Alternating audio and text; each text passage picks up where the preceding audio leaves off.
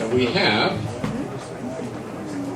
Lynn Albrandt and Mr. Monda that's just joined us, and Jason Snyder.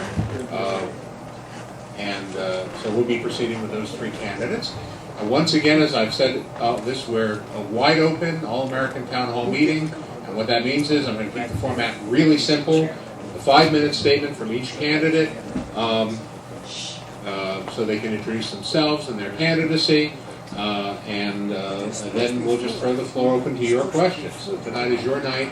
As they're speaking, think of the questions you want to ask these people. Why don't I just have them speak left to right here? Good evening. Thanks so much for coming. My name is Lynn Albrandt, and I'd like to thank Bergen Grassroots and the Ethical Culture Society for hosting us this evening. I think I speak for all of us to say that we really appreciate the opportunity to talk to you about why we're running. I am a fairly newcomer to Englewood. I've lived here for 3 years now, but it is by far the most intriguing community I have ever lived in, and I'm honored to speak to you about how much I'd like to participate in helping the city continue to thrive. My background is as an educational administrator and a nonprofit executive director. I also have, in the last 5 or 6 years, run leadership programs for people who are interested in being civic leaders on the nonprofit, public, and corporate side, and currently with foundation executives. And so I've had an opportunity to talk with a lot of people about how we bring the skills from our lives, how we bring our passion and our interest to making organizations run more effectively.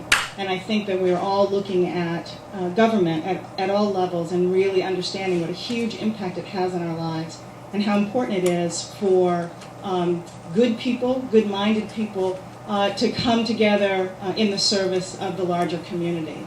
And so I'm running because I'd like to do that and participate in that process and to help Englewood to really thrive and be the wonderful community that it is. You can proceed if there's anything else you want to cover. Otherwise, we'll invite... I'm sure there'll be lots of questions, and I can talk about issues that are very close to my heart.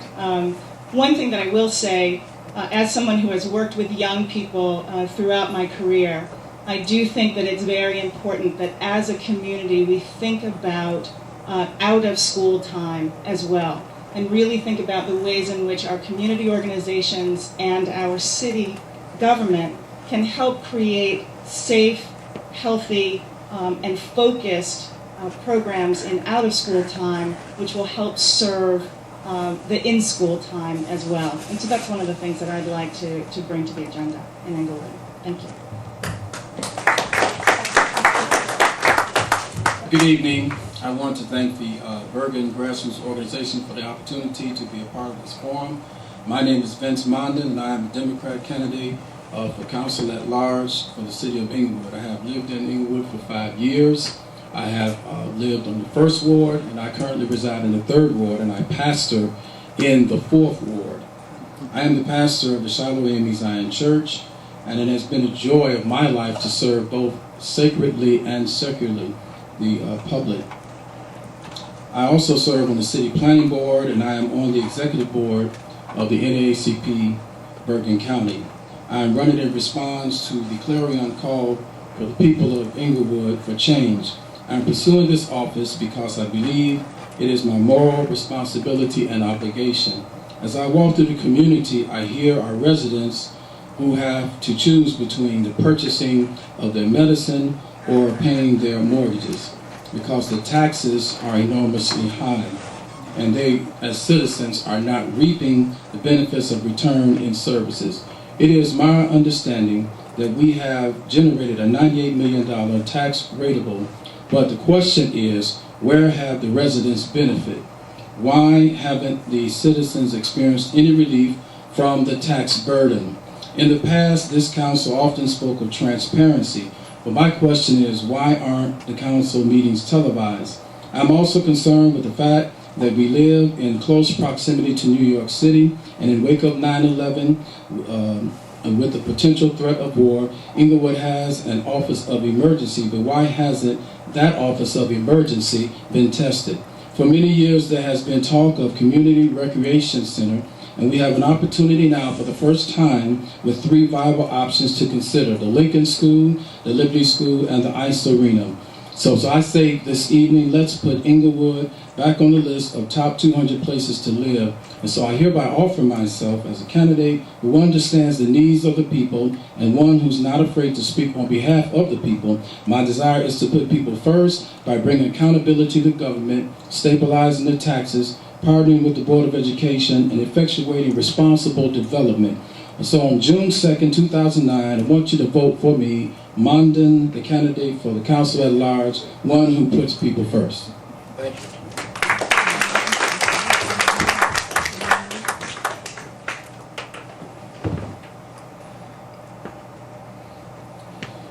Good evening.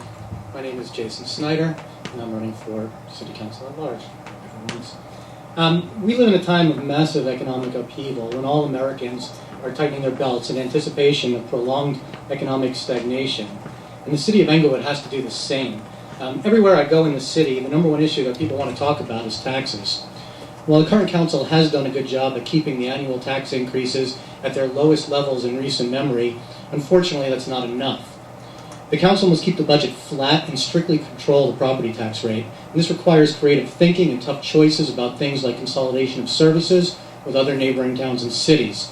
There can be no sacred cows when making these difficult decisions. My background and training make me the ideal candidate for the job at this time. Since my graduation from Harvard Law School, I've worked as a corporate finance lawyer in New York, Silicon Valley, and London, as well as general counsel for a startup technology company in Englewood. I've been trained to dig into the details of financial statements, to conduct due diligence, and ask the tough questions necessary to get to the bottom of a proposed transaction. I'll bring those same skills to the City Council and the budget, always keeping in mind that every dollar the Council spends comes from real hardworking people who can't be used as ATM machines to fund entrenched interests. To my knowledge, I'm the only one among the current City Council members, as well as those running in the Democratic primary for Council, who have such training and experience. Englewood has seen its share of real estate developments that have benefited the developers and some local politicians and lawyers at the expense of the taxpayers. This has resulted in lost commercial tax revenues and increased residential property taxes. For example, there's a development on the side of Route 4 that I'm sure you've all seen, the brownstones, which was supposed to contain office buildings as well as residential. Office buildings, I don't want to tell you anything you don't know, but office buildings provide more revenue to the city because they don't have as many costs associated with them, such as a burden on the school system or the same police or fire needs as residential developments do. But even though the developer's agreement with the city required the developer to build the office buildings, we're now 5 years out and still no office buildings have been built, even though all the residential units have been built. And according to the developer's own estimates, this is costing the city almost $1 million per year in lost tax revenues. There's other examples like this, and they're unacceptable and are one of the major reasons that our taxes are increasing. We must make sure that any future development, if it occurs, be for the benefit of the people of Englewood and not politically connected developers and law firms. The days of selling out our city must come to an end. Local businesses are also the lifeblood of our city, providing employment and helping alleviate the tax burden on residents. And we have to nurture our local businesses and work to attract new business to the city. I'd like to see the city's website utilized more for this purpose, and I'd like to see us work with the Chamber of Commerce and local businesses to see how we can meet their needs, although we must make sure this never occurs at the expense of the residential taxpayers.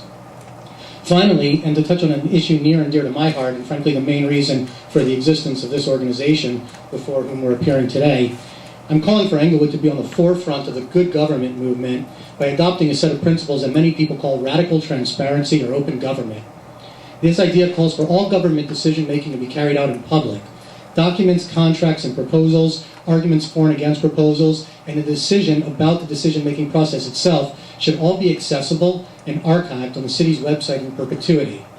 As Supreme Court Justice Louis Brandeis famously wrote many years ago, sunlight is the best disinfectant. Unfortunately, we live in a state and in a county where for a long time public service has been a for-profit enterprise.